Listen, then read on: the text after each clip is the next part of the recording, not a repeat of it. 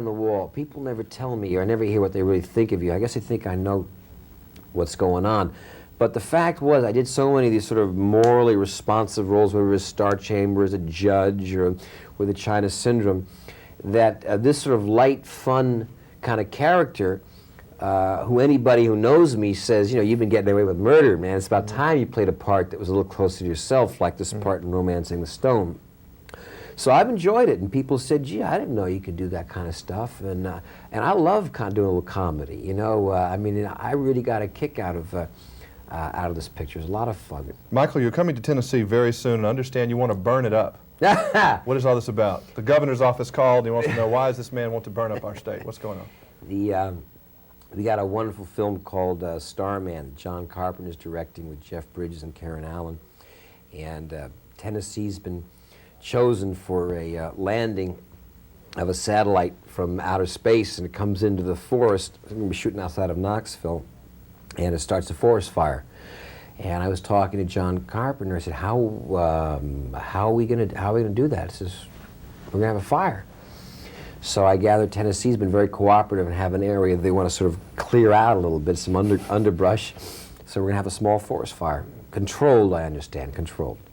Let me do some, let me have you some 1 or 2 sentence comments about some of these things I'm going to throw out here real quick. Carl Malden. I love him. He taught me a work ethic like nobody I've ever seen before. He maintained the quality of that television series, and I miss seeing him more often. Do you have an American Express card? After this picture, I do. Jane Fonda. Jane Fonda gets more done in a day than anybody I've ever seen. She has the ability to do 11 different things at the same time. I was producing with her company and acting in China Syndrome, and I still felt like I was doing nothing when I was around her. The Academy Awards.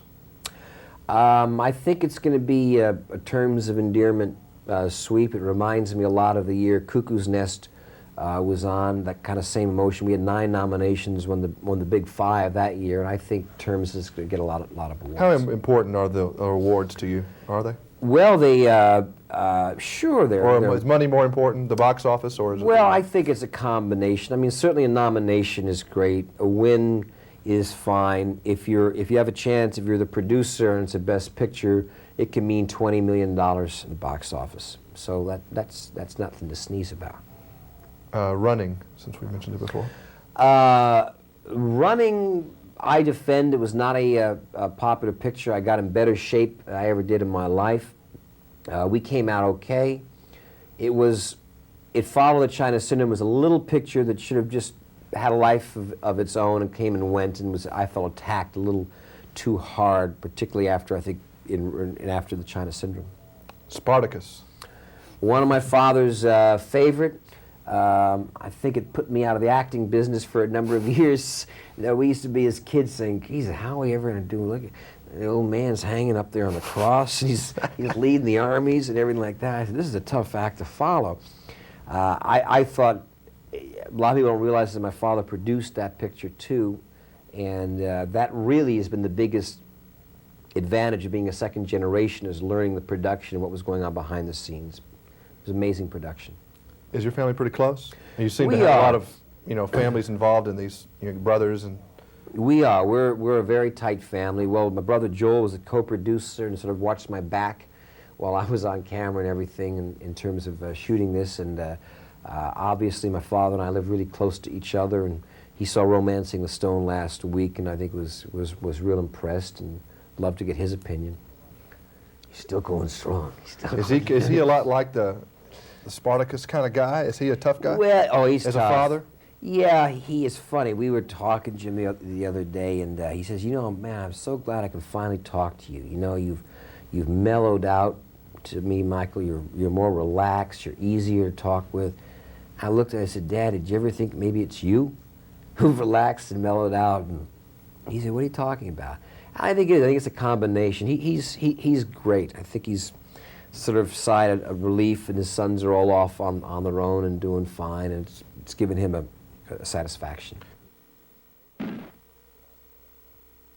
Are you able to have a personal life at all? Not really, Jimmy. The way that I've structured it with my family is something's got to give, and when I'm doing a picture, my family takes a back seat. And the only reason that they're able to do that is that I then take big chunks of time off to focus only with my family. So when Romancing the Stone comes out, like March 30th, and then I'll wind it up about a week afterwards, and then I'm going to spend the summer with my family, and particularly my son. And they all seem to be in sync. That seems to be the best way to do it. I think for anybody, forgetting even this business, it's very tough, especially with newlyweds, trying to struggle with a career and your family at the same time. Something's got to give. What effect did being a Hollywood kid have on you in negative or positive sense? Obviously, you learned the craft, and that was an advantage, and you had a lot of connections, which made it very well. But well, that helps. The big plus is you just learn it, as you say, the craft and the business. So you can handle the successes and you can handle the failures a little better. Plus, you just appreciate so much how fortunate you are to be in this. The negative side is you are expected to succeed, which is very unrealistic in this day and the age. And if you fail, you get much more attention brought upon. So there's no upside. I mean, even after all the struggle of One Flew Over the Cuckoo's Nest, people sort of expected it. After Romancing the Stone now, if you have the kind of success it looks like we're going to have, you want to enjoy it a little bit and savor it rather than people just saying, well, of course, you know, it comes from a family, and what do you expect? It's not that easy. Your family can't do anything to help you in the jungles in Mexico, or they can't put you in a part. But I feel fortunate, and I'm going to party a little bit after it's all over. How well do you handle criticism? What criticism you've gotten over the years, since you have had big successes and not really big failures, but there have been a few. Well, I'm one of those people who never really hear it, except maybe, in critics. I don't enjoy criticism when there's nothing you can do about it. So, for instance, on movies, I love showing, to a lot of people and friends the first cut of the picture and getting as much input as I can, because if one person says that something's wrong, I won't listen. But if 3 or 4 or 5 mention the same thing, then you got something to do. Once the movie's over, and other than the roles of critics who you live with, and you, depending how hard your hide is or response, you take it. Personal criticism I'm not really that interested to, and are fairly defensive about, because there's nothing I can do about it at that time. Well, what did you think when you first saw the completed film with people? Well, this is really... Was that good? Were you surprised? Well, I'm still feeling it out. This is really one of the first times we've only shown the picture twice. I showed it once to the studio, 3 times. Once to the studio, once to like an audience, like a test audience at the studio, and that wasn't even finished. We've only shown the picture once to a finished audience, which is a whole bunch of friends, so-called friends from Hollywood. No one's really that happy with your success and getting a response. And now this is the first time we're getting a feedback, and I'm pretty excited.